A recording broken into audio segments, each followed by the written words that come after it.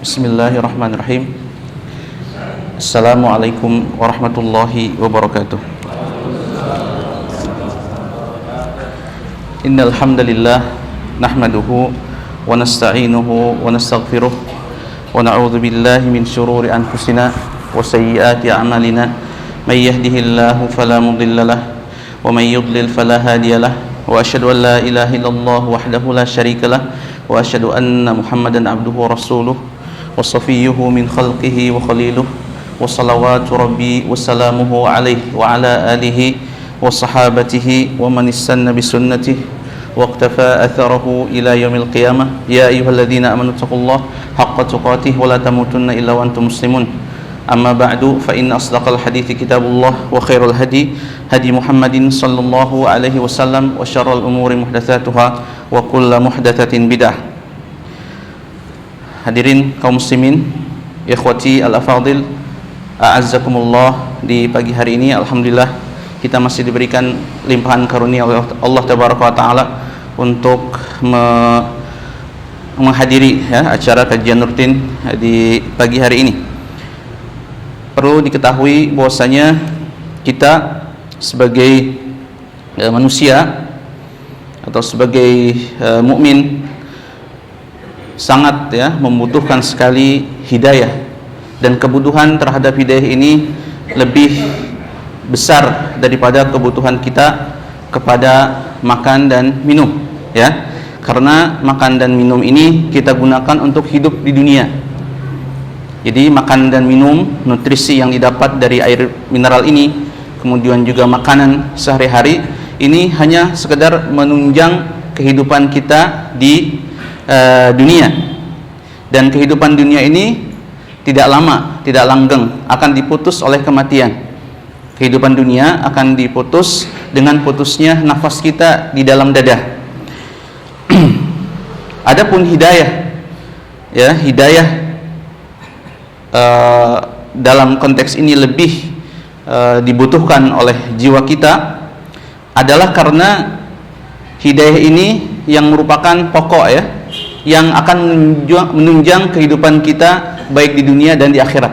Kalau makan dan minum hanya menopang kehidupan kita di dunia saja. Adapun hidayah taufik adalah menunjang kehidupan kita dan penentu kehidupan kita, baik itu saadahnya, kebahagiaannya, ataupun falahnya, kebahagiaannya, kesuksesannya di dunia dan di akhirat atau fid darain.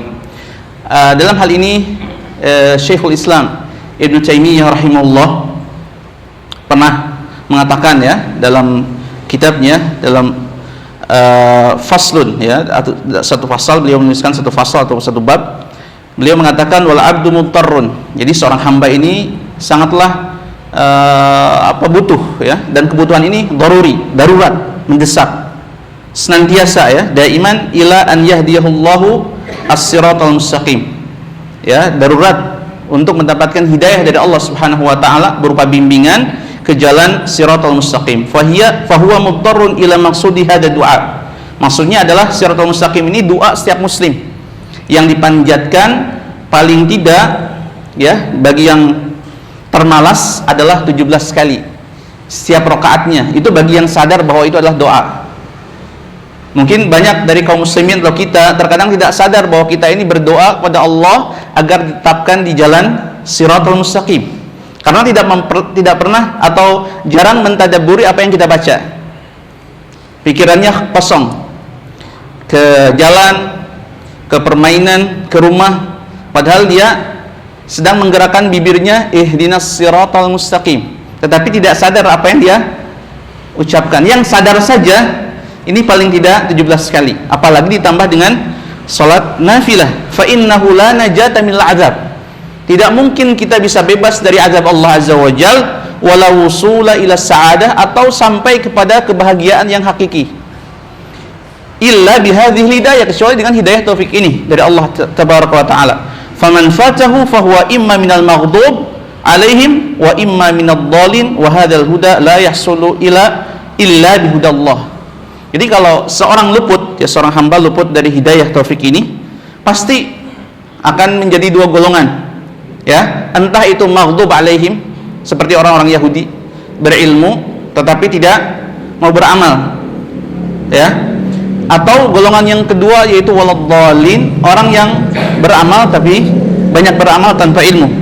Nah, dan Allah Tabaraka wa Ta'ala pernah, ya, menambahkan, beliau Ibnu Taimiyah rahimahullah pernah mengatakan ataupun pernah berfirman kepada nabinya sallallahu alaihi wasallam setelah peristiwa sulhu al-Hudaybiyah dan bai'at Ridwan, inna fatahna laka fathan mubina liyaghfira laka Allahu ma taqaddama min dhanbika wa ma ta'akhkhara wa yutimma ni'matahu 'alaika wa yahdiyaka siratan mustaqima. Jadi kami telah menangkan, ya, telah berikan anugerah kemenangan dengan kemenangan yang jelas. Di akhirnya selain liyaghfira laka, selain Allah Subhanahu wa taala mengampuni dosa-dosamu, ini apa ujungnya? Wa yahdiyaka. Ya, jadi Allah Subhanahu wa taala tidak semata-mata memenangkan Nabi Muhammad dan para sahabat, tetapi lebih daripada itu adalah wa yahdiyaka siratan mustaqima, menunjukkan kepada engkau wahai Muhammad, kepada kita juga selaku umatnya, siratan mustaqima, jalan yang lurus.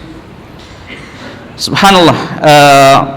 Nah, beliau menambahkan juga fahajatul abdi, kebutuhan seorang hamba ila su'ali hidayah, ila su'ali hadhil hidayah daruriyatun. Jadi seorang hamba kebutuhannya untuk meminta terus hidayah ini sangatlah darurat. Ini di atas hajat, ya, hajiat. Ya, ada tahsiniyat, ada hajiat, ada daruriyat. Ada sesuatu yang, ya, bersifat pernak-pernik, ya, aksesoris. Ada kebutuhan, ada juga sesuatu yang benar-benar tidak bisa kita tinggalkan. Ini adalah hidayah.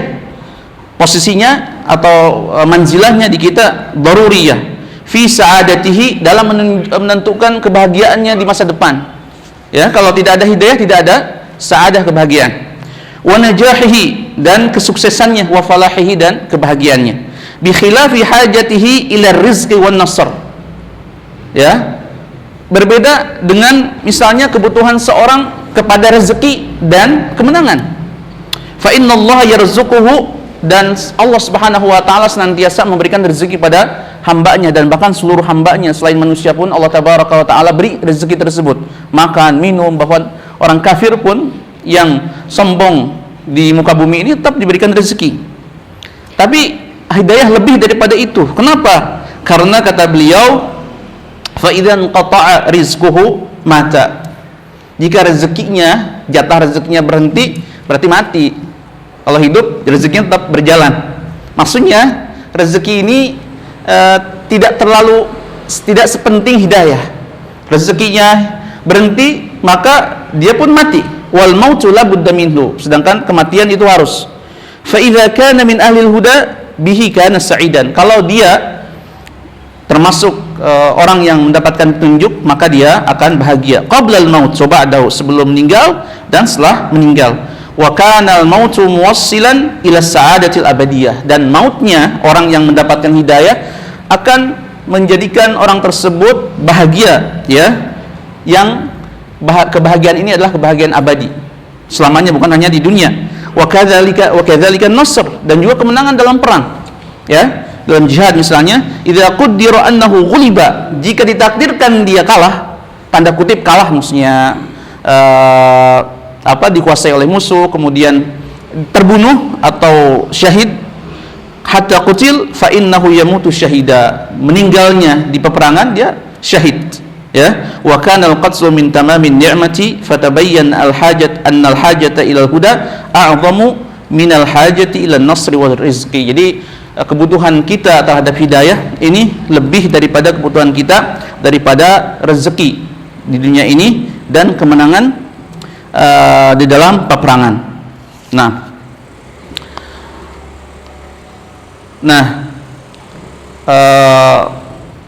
Doa ini, doa yang kita panjatkan paling tidak 17 kali dalam sehari semalam, ya.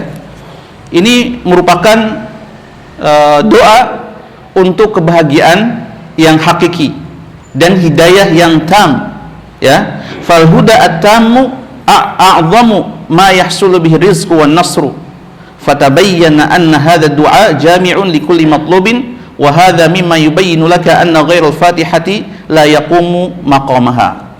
Jadi selain Fatihah yang kita baca dalam minimal 17 kali dalam sehari semalam, ini tidak ada lagi doa yang lebih syamil, yang lebih jami', yang lebih efektif, yang lebih keren bahasa anak sekarangnya daripada Al-Fatihah. Dari seluruh doa yang kita panjatkan di luar salat, ini Al-Fatihah ini doa untuk hidayah yang paling mujarrab, yang paling tinggi derajatnya kalau kita misalnya menyeleksi beberapa atau banyak doa yang warid, yang ma'thur. Jadi Al-Fatihah ini doa. Jadi kita harus sadar bahwa kita ini berdoa, kita ini butuh. Kalau kita tidak sadar dan tidak butuh, tidak faham apa yang kita lafalkan dalam salat, maka hidayah ini tidak akan turun. Karena Allah tabaraka wa ta'ala sesuai dengan prasangkanya. Kalau kita tidak menganggap bahwa ihdinas siratal mustaqim yang kita baca dalam salat ini adalah doa untuk keselamatan kita, untuk jalan hidup kita yang lurus menuju surga, maka itu tidak akan jadi hidayah sedikit pun, setetes pun kepada jiwa kita masing-masing. Ya, maka perbaikilah salatnya. Karena inti dari salat ini adalah bermunajat, meminta agar dijauhkan dari golongan maghdub alaihim dan ad-dhalin. Nah, Ibnu Qayyim menambahkan bahwasanya walamma kana su'alu al-hidayah ila siratal mustaqim, ketika permintaan hidayah kepada siratal mustaqim ini adalah merupakan permintaan seorang hamba yang paling agung, ya, paling berharga untuk seorang hamba tersebut untuk mendapatkan anugerah yang paling mulia di hadapan Allah tabaraka wa taala, yaitu Allah tabaraka wa taala mengajarkan itu semua kaifiyat su'alihi, bagaimana tata cara meminta hidayah tersebut. Jadi Allah tidak semata memerintahkan kita meminta hidayah, tetapi Allah pula mengajarkan cara bagaimana kita meminta hidayah tersebut, ya. Wa amarahum an yuqaddimu baina yadid du'a. Allah tabaraka wa taala memerintahkan kepada hambanya di sela-sela Al-Fatihah ini, kalau kita sadar, ya, kalau kita mentadabburi dan memahami surat Al-Fatihah ini, pertama mendahulukan doa dengan memujinya. Al-Fatihah ada pujian di situ, alhamdulillahirabbil alamin, ya, wassana alaihi, alhamdulillahirabbil alamin, ar-rahmanir rahim, sebelumnya bismillahirrahmanirrahim, bagi yang berpendapat bahwa bismillah ini ayat pertama. Wassana alaihi wa tamjidihi rabbil alamin, thumma dzakarahum ubudiyatahu wa tauhidahu, iyyaka na'budu, ubudiyah, hanya kepadamu kami menyembah, mempersembahkan segala bentuk peribadatan padamu, iyyaka na'budu, wa tauhiduhu wa iyyaka nasta'in, ya. Maka setelah itu adalah ihdinas siratal mustaqim. Jadi Al-Fatihah ini dibagi dua, menjadi dua penggalan wasilah atau tawassul dengan sifat Allah tabaraka wa taala, dengan ubudiyahnya, dan dengan panjatan doa. Pertama adalah tawassala ilaihi, seorang hamba ketika membaca surah Al-Fatihah, dia bertawassul kepada Allah Subhanahu wa taala bi asma'ihi wa sifatihi. Mana asma wa sifatnya? Bismillahirrahmanirrahim, Ar-Rahman, Ar-Rahim, alhamdulillahi rabbil alamin, maliki yaumiddin, ya. Kemudian yang kedua, sebelum meminta hidayah taufik, tawassala ilaihi bi'ubudiyatihi. Mana bentuknya? Adalah iyyaka na'budu, mengikhlaskan ubudiyah kepada Allah, wal isti'anatu bihi subhanahu, ya, meminta pertolongan hanya kepada Allah tabaraka wa taala. Jadi sebelum ihdinas siratal mustaqim, Allah ajarkan kita memujinya dengan asma dan sifat, kemudian memurnikan ubudiyah dan isti'anah kepadanya. Baru setelah itu adalah meminta doa ihdinas siratal al-mustaqim, yaitu siratal ladzina an'amta alaihim waladdallin. Nah, kenapa kita diharuskan meminta hidayah terus? Atau kebutuhan kita lebih dari segalanya, dari makan dan minum, ya, kemudian lebih daripada tadi rezeki dan nasr, kemenangan dalam peperangan jihad fi sabilillah, karena kita yang pertama seluruhnya tanpa pertolongan Allah itu tidak akan mendapatkan hidayah. Hatta Rasul, walaupun Rasul sendiri tidak bisa memberikan hidayah taufik kepada pamannya, apalagi kepada kita bukan siapa-siapa. Ya, kullukum dhalun dalam hadis qudsi illa man hadaituhu fastahduni. Jadi setiap kita ini dhal.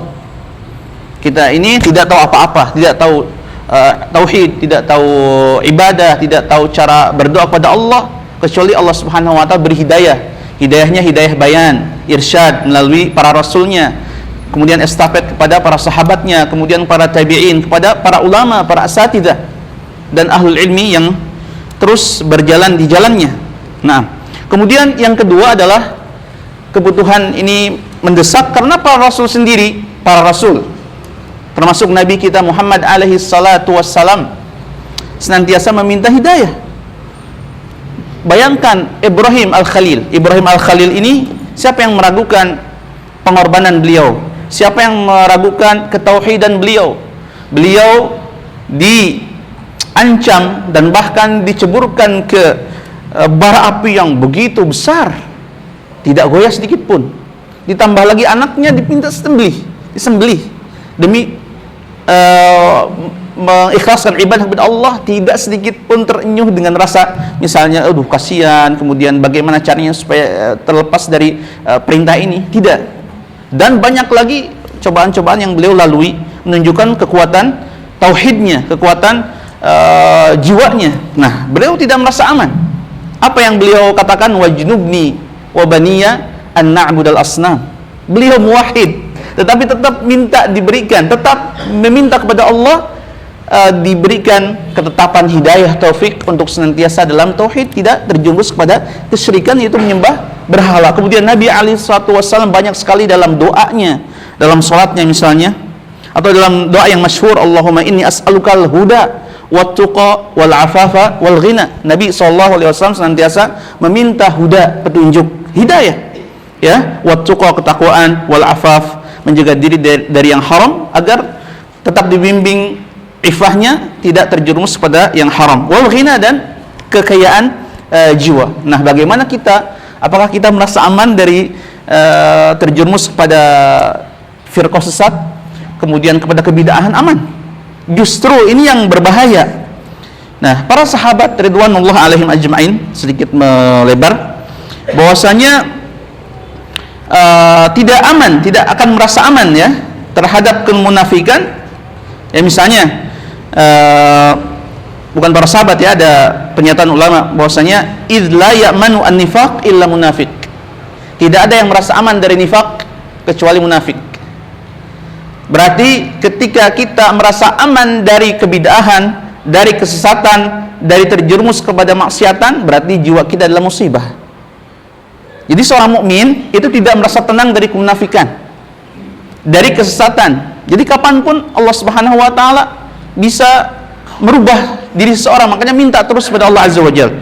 Misalnya kata Ibnu Abi Mulaikah, adraktu 30 min ashabin Nabi sallallahu alaihi wasallam kulluhum yakhafuna an-nifaq. Kulluhum yakhafu an-nifaq ala nafsi. Saya mengetahui 30 dari sahabat yang mereka ini khawatir terjerumus kepada kemunafikan. Sahabat. Dan bahkan Umar bin Khattab radhiyallahu ta'ala anhu, pernah berkata ya, meminta kejelasan kepada sahibus sir An-Nabi alaihi salatu wassalam. Siapa dia? Hudzaifah. Apa kata beliau? Unshidukallah, hal sammani laka Rasulullah. Apakah namaku tercantum di list daftar para munafikin? Ini Umar bin Khattab. Bayangkan bagaimana kita, tidak, bukan siapa-siapa, bukan Al-Faruq, bukan Khulafaur Rasyidin, Allahu Akbar, bukan sahabat Nabi SAW, bukan tabi'in, merasa aman dari kemunafikan, merasa aman dari kesesatan, merasa aman dari ketika menjelajah berselancar di sosmed, di YouTube, apa aja dilahap. Subhanallah, tidak pernah berdiskusi dengan ustadz, tidak pernah berdiskusi dengan teman, semuanya dilahap, dibilang, dibaca, tidak ada, aman semuanya ya. Sehingga dalam membaca bukunya pun atau menonton suatu konten pun tidak ada ta'awud, tidak ada misalnya doa untuk keterjagaan diri dari kesesatan dan hal-hal yang melenceng daripada siratal mustaqim. Ya, sehingga yang dibaca, yang ditontonnya tidak berkah. Ya, nah, kata beliau, qala Hudzaifah, la, tidak mungkin, tidak, wahai Umar bin Khattab, wala uzakki ba'daka ahada, kami tidak mentazkiyah setelahmu seorang pun. Nah, ini subhanallah, tidak ada tumakninah dalam hidayah, ya. Rasul sendiri minta, dan para rasul selain Nabi Muhammad SAW pun senantiasa meminta hidayah kepada Allah. Yang kedua, yang ketiga, ya, Allahu huwal hadi. Jadi Allah lah yang memberikan hidayah. Allah memberikan hidayah. Satu yang zat yang bisa memberikan hidayah. Siapapun tidak ada yang memberikan hidayah taufik itu. Misalnya wa innallaha lahadil ladzina amanu ila siratal mustaqim, atau man yahdihillahu fala mudhillalah wa may yudlil falan tajida lahu waliyan mursyida. Barang siapa yang disesatkan Allah, tidak ada seorang pun wali, penolong yang dapat menunjukkannya ke jalan yang benar. Nah, ini ada beberapa macam hidayah, ya, secara umum, dan tingkatannya yang disebutkan oleh macam dulu, ya, dua, yaitu yang disebutkan Al-Qurtubi, misalnya hidayatul dalalah, ya. Hidayah dalalah itu ada hidayah petunjuk yang berupa ilmu dan penjelasan. Ini yang dimampuhi atau yang bisa dikerjakan oleh makhluk, yaitu oleh Nabi dan pengikutnya, dan kita semua bisa memberikan hidayah bayan kepada siapapun. Hidayatu dalalah, istilah Al-Qurtubi rahimahullah, wa innaka latahdi ila siratim mustaqim. Yang kedua adalah hidayah ta'yid wa taufik. Hidayah ta'yid dan taufik ini hanya Allah tabaraka wa taala sajalah, ya, yang memilikinya. Wa huwal ladzi tafarrada bihi subhanahu innaka la tahdi. Sungguh engkau wahai Muhammad tidak bisa memberikan hidayah bimbingan kepada iman. Tapi kalau penjelasan bahwa iman ini seperti ini, itu kamu bisa. Bahwa kekufuran itu seperti itu, maka kamu bisa. Dan pengikutnya, umatnya seluruhnya, kita juga termasuk bisa. Kepada diri kita sendiri, kepada istri kita, kepada teman kita, bisa memberikan hidayah dalalah. Adapun hidayah ta'yid wa taufik hanya Allah tabaraka wa ta'ala. Innaka la tahdi, engkau tidak bisa memberikan hidayah bimbingan untuk beriman dan lain sebagainya. Man ahbabta, hatta orang yang engkau cintai. Para pamannya A'mam an-Nabi sallallahu alaihi wasallam, Abu Jahal, Abu Talib yang paling dekat pun tidak bisa memberikan hidayah taufik, apalagi selain Nabi alaihi assalatu wassalam. Makanya kita minta karena lemah kepada Allah tabaraka wa ta'ala yang qawi. Kita fakir, Allah ghani. Yaqul Al-Fairuz Al-Abadi, Fairuz Abadi mengatakan bahwasanya hidayatullah ta'ala, kita tutup dengan ini, saya janji, ya. Nah, hidayatullah ta'ala lil insan ala arba'ata adrub, ada 4. Yang pertama adalah al-hidayatul lati amma biha kullu mukallafin minal aqli wal fitnati wal ma'arif ad-darariyah, bal amma biha kullu syai'in hasabah ihtimalihi. Jadi Allah Subhanahu wa taala memberikan petunjuk, bimbingan kepada seluruh makhluknya, bukan saja manusia tetapi makhluk yang lain seperti kucing, harimau, ayam. Dengan paruhnya dia bisa mematuk sesuatu yang bisa dimakan olehnya, tidak mematuk kerikil, dia mematuknya biji-bijian atau nasi. Itu hidayah dari Allah Azza wa Jalla secara umum. Apalagi manusia bisa menentukan ini panas, ini dingin, ini berbahaya, ini tidak berbahaya. Yang kedua adalah al-hidayatul lati ja'alat lin-nasi bidu'aihi iyahum ala alsinati al-anbiya wa inzal Qur'an. Jadi hidayah yang dititipkan oleh Allah Subhanahu wa taala kepada para rasul dan yang mengikuti jejak para rasul, itu hidayat tadi dalalah, ya, menunjukkan ini ilmu, ini sunnah, ini bid'ah, ini kufur, ini nifaq, ini adalah maksiat, ini adalah ibadah dan seterusnya. Yang ketiga adalah at-taufiq, ya, at-taufiq alladzi yakhtassu bihi man ihtada. Jadi taufik ini khusus bagi yang diberikan oleh Allah tabaraka wa taala hidayah. Walladzina ihtadau, orang-orang yang diberikan hidayah oleh Allah, taufik, zadahum huda, Allah tambahkan hidayah kepada orang tersebut. Wa man yu'min billah yahdi qalbah, barang siapa yang iman kepada Allah, Allah memberikan hidayah kepada hatinya. Kemudian yang keempat, ayat keempat adalah hidayah, al-hidayah fil akhirah ila jannah. Allah menunjukkan hidayah, petunjuk di akhirat nanti ke surga. Jadi di akhirat ada petunjuk juga, ya. Ya, ini yang keempat, ya, alhamdulillahilladzi hadana lihadza. puji syukur bagi Allah Subhanahu wa taala yang telah menunjukkan kami lihada ke surga ini ya. Wa ma kunna linahtadiya laula an hadanallah.